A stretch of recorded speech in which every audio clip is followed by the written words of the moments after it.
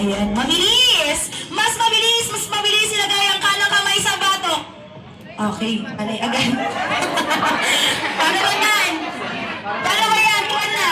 Ilan ang punishment? Dalawa. Okay, let's start ang ating first punishment. Uy, anong English? Lang. Text ko na lang. Okay, face at the wall. Face at the back.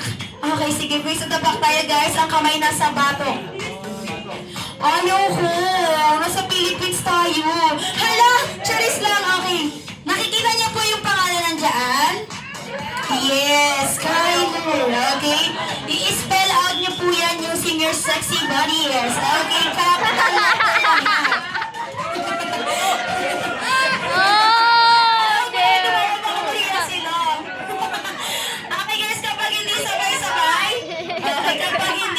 Sabay-sabay, uulit tayo ng uulit dito.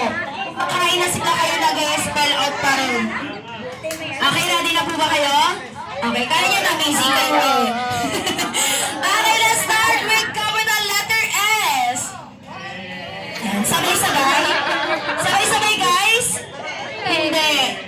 Sige, capital letter S pa rin tayo, guys. Capital letter S. Capital letter K.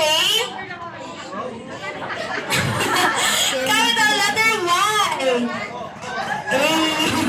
Capital letter L. Ay, ba't sila nagsabay Capital letter E. And capital letter R. R. Grabe, parang nabibitin ako dun Ano po ang address niyo, ma'am?